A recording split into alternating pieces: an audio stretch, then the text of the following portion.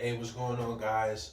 Coach Keem, the Credit Sheik, wanted to come to you guys with some steps that can help you guys improve your credit score. I got some notes here that I'm gonna be reading from. But let's just jump right into it, guys. You're trying to qualify for a new home, a new car, credit card. You're just tired of being denied. You want to improve your credit score so that you can finally live the life that you deserve.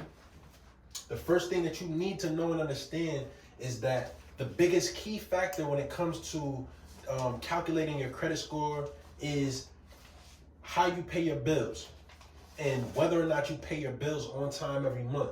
The biggest factor is paying your bills on time. If you have anything that's reporting to the credit bureaus, mortgage, car payments, credit cards, retail store cards, anything, make sure you're paying it on time every month. It's the biggest factor when it comes to determining your credit. Because why? Lenders and creditors want to see your payment history as a determinant for how you're going to pay for things in the future, right?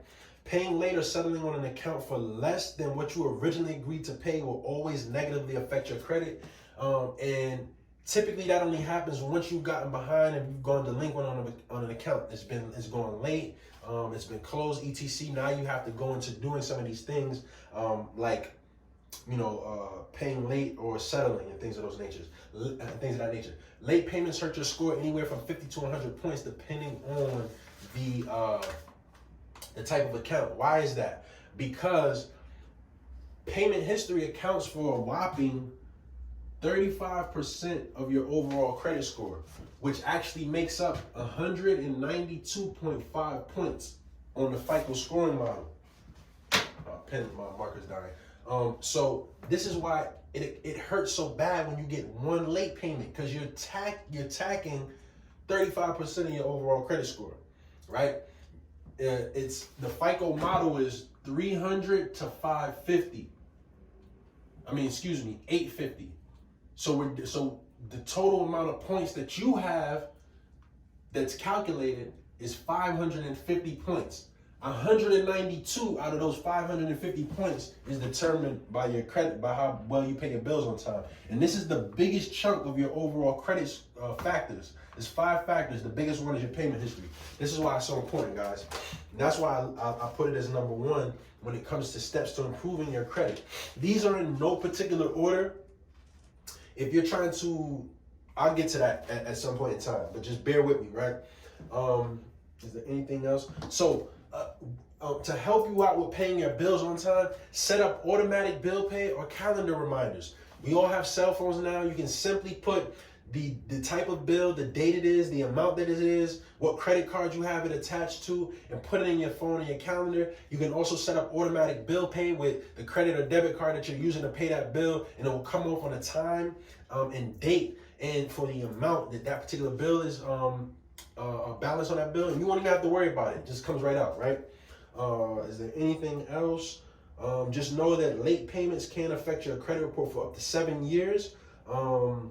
And if you are behind on your late payments, the thing that you want to do is you want to bring them current as soon as possible. So if you have late payments on your credit report, bring them current, right? Figure out what the amount is, pay it off. Reach out to the creditor, say, listen, I had some late payments on my credit report. I'm looking to qualify for this, qualify for that, trying to improve my credit score. Those payment marks are really hurting me. Whatever the balance was on them, I've caught it up. Can we have this information deleted from my credit report? Get that in writing, dispute it, or send that letter to the creditor, ask them to update the information on the account, and that will get rid of that late payment status, right? Utilities, phone, and rent, right? So if you have utilities in your name, a phone bill, or renting, or you're renting and it's in your name, you can have all of these things reported to the credit bureaus. Utilities and your phone, you can go to Experian Boost, and you can have these things added. And I believe if you have a Netflix account, you also can add your Netflix account. If you're renting, I also have a program that can help you report your rent to the credit bureaus. You can have this backdated up to a year. Up to a year to 2 years. What this does is it helps add positive payment history to your credit report, helping this particular factor. if you're trying to build and maintain your credit, you definitely want to look into utilizing one of these three things or all of these three things to help improve your overall credit score. Like I said, go to Experian Boost. You can do that. And what they do is they verify through your bank accounts these payments. And through your property manager or your landlord, they're able to verify your rental payments and have that reported to the credit bureaus. Because let's face it, these three bills are probably make up the bulk of your overall monthly payments, right? Your monthly expenses. Why not get credit for them, right? The third thing you want to do is you want to focus on paying off your debt and keeping your credit utilization rate lower than 30%, right? That's the threshold. So if you have $1,000 credit card and you have a limit of $1,000 on that credit card, you don't want to spend more than $300 per 30-day billing cycle, right? And you want to pay that off. You want to keep that low. If you have high credit card debt, you're accruing a lot of interest. Save yourself some interest. You get some stimulus money. You get tax money. You get some extra money. Pay off your debt. Pay your debt down. Pay your credit cards down. Don't go get a new Gucci purse. Don't go get some new sneakers. Don't go get anything like that. Pay down your debts, right? Credit card debt especially. And keep your utilization rate under 30, right? So when you pay these down, don't close them all the way out. Don't close them out. Just pay them down under that 30% or pay them off, right? Pay off the balances, right? That's going to tremendously help you guys that have high credit card utilization. If you don't have the money to do that, there's another thing that we can do. If you have multiple credit cards that's open and it's accruing a lot of interest and you're maxed out, you can do a debt consolidation loan, have all those credit cards, all that debt compiled into and paid off with one debt. Then you have one debt that's about 3 years counted as an installment loan that you have to pay off at a lower interest rate, typically than the interest rate that you'd be paying on maxed out credit cards, which are typically 17, 20% ETC, right? They're very high. So that's the third thing that you want to do. Is there anything else? Another thing that can help influence your utilization ratio too is if you become an authorized user on an account and asking for a credit limit. Increase, a credit limit increase. Ask for a credit limit increase and becoming an authorized user on an account, somebody that has really good payment history. That'll really help your utilization rate as well. The fourth thing is applying for new credit. You definitely need a mixture of revolving accounts to help improve your credit score because it makes up about 10% of your overall credit score is your mix, which means your revolving and your installment credit. So you definitely want to have a healthy mix of that, but you don't want to apply for too much at once. Typically within, about, a 12 to 18 to 24 month period, 3 to 6, right? You know what I'm saying? There is no cookie cutter amount. You just don't want to be applying for a lot of credit and getting denied. Creditors are going to look at that and they'll be able to tell like whether you're thirsty, you look desperate, right? You don't want to look desperate looking for credit out there. You want to look responsible with how you apply for credit, and you don't want to apply for unnecessary stuff. Like if you're building your credit, you're trying to build your credit, I get into some of this, a secure credit card or like a finger HUD account or something like that would be good, right? Applying for a Zales and a Macy's and all these different things, and you getting denied and stuff like that is not good for your credit report. Also, when you're going for auto loans, they're gonna try to get you approved for that auto loan. They want that commission. They're gonna run your credit report. You're gonna get so many inquiries if you don't have the solid credit score. If inquiries lead to open accounts, they're not damaging your score. If you get denied on the inquiry, it's gonna hurt. Too many inquiries are very bad. Not a lot of inquiries aren't that, it's not gonna damage your score that much, right? So hopefully everybody gets that, right? Closing accounts. When you close an account, the age of your credit makes up 15% of your overall credit score. I believe it's about 85 points, right?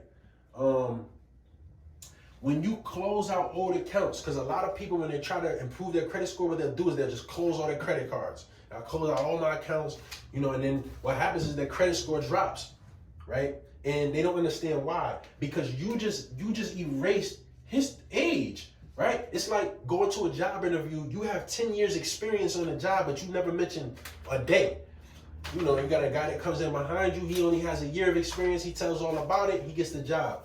Don't close old accounts if you don't need to. If you need to, under certain circumstances, yes, close them. But don't. If you don't have to, don't close them. They make up the bulk. They make up a lot of your credit report, right?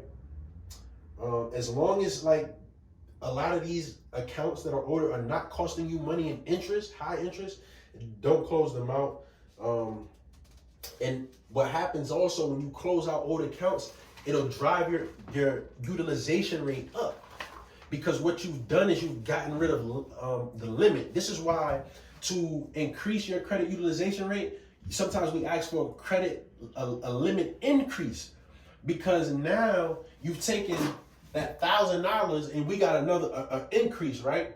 To say $2,000, right? So I'm used to spending $300 out of 1,000. I'm not gonna switch that up. That $300 out of 1,000 keeps me at that 30% range, right? So I say, all right, you know what? I'm gonna ask for a credit limit increase, and I'm not, instead of spending $300, I'm gonna drop it down. I'm only gonna spend $200 on the increase. So what happens to my credit utilization rate? It comes down to 10%. That's the sweet spot, right? 10% and under is the sweet spot. 30 is just the, that's the ceiling, right? You want to play, anywhere below the ceiling. So 30 is the top. But if you down here 15, 10, 5, that's even better. So this is why if you have an account, say you got one account, say now we got a credit card with 1,000, we got another one with 2,000, right? I got another one with like 500, right? I got another one with 1,500, whatever it is. And I'm like, okay, so now I have a total of about $3,500 worth of limit, and I'm only spending 200%.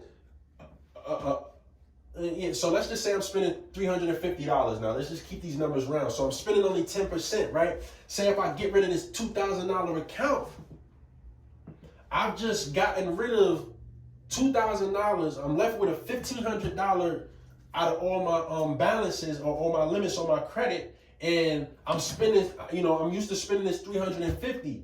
Now $350 out of $1,500 drives your utilization rate up. That's why we don't want to do that. That's why we don't want to close old accounts. All right? So this is just some things that I just feel like you guys need to really know and really need to get down and have understanding about, because this is all the extra stuff outside of, what's conventionally known about credit repair that a lot of people miss, right? So let's get 6. So now, disputing inaccuracies, guys. The Fair Credit Reporting Act allows you to dispute any information on your credit report that is inaccurate, erroneous, derogatory, unverifiable, etc. There are some tips and tricks that you can learn to use to maximize, your ability to get a lot of that derogatory information off your credit report faster than it would take normally, right? I will be dropping videos on a lot of these different tactics and tricks, and and I'm not saying it's going to work for everybody. It doesn't work for everybody, but you have to know your options, right? But dispute any inaccurate information.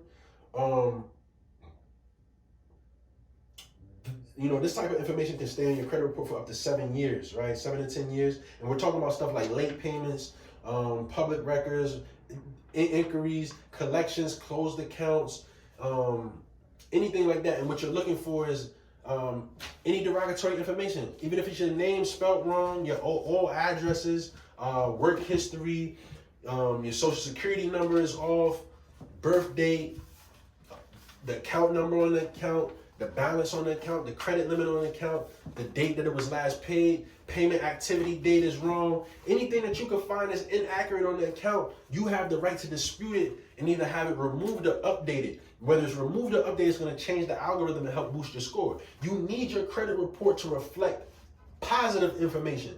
It doesn't matter if you got 1,000 things on your credit report.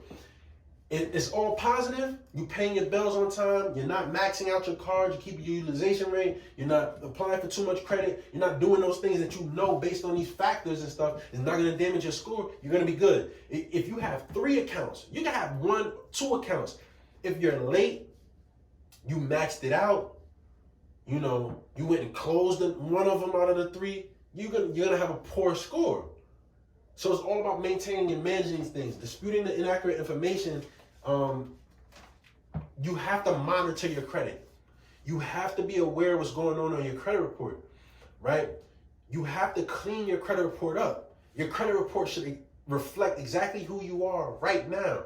The place where you stay, the name that you have, the places that you work, all of this information goes towards how your credit report is reflected in your credit score that reflects that credit report.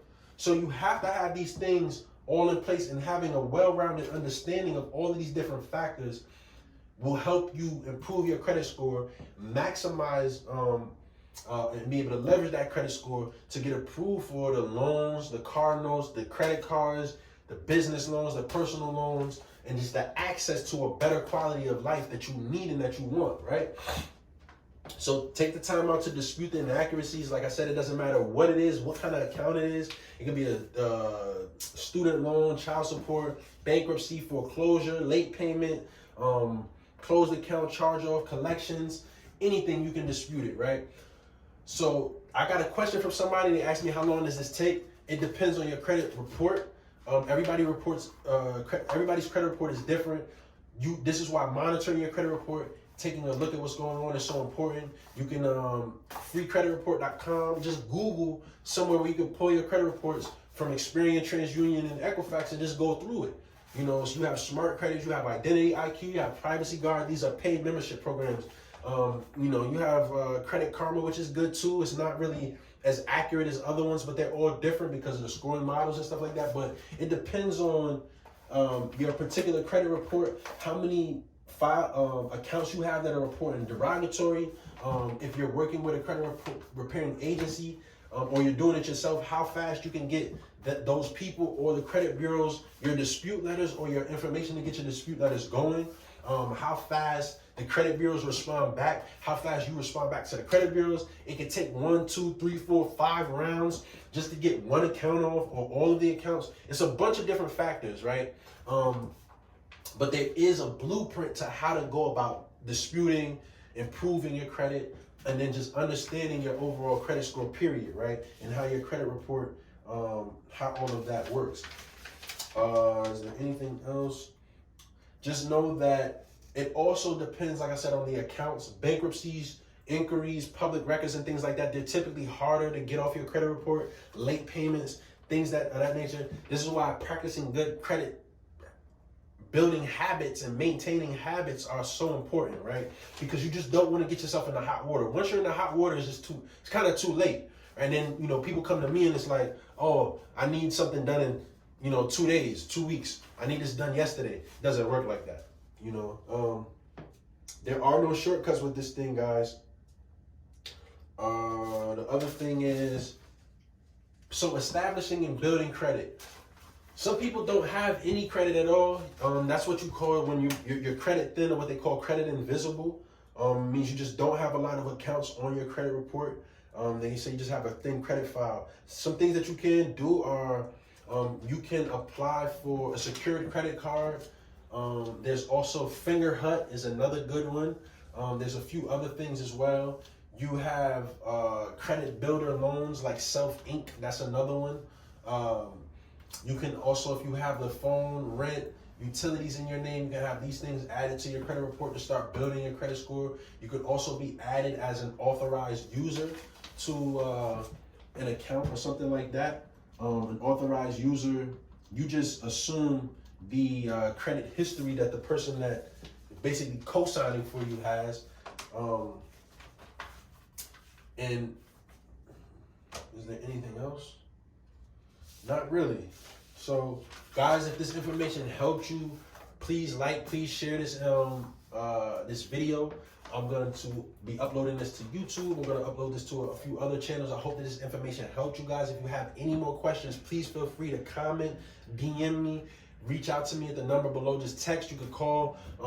You know, I'll list my website, and I'll put some links in there for you guys to my private Facebook group where you can get a lot of documents, editable documents and PDFs and information, more tips and tricks on how to build and improve your credit score.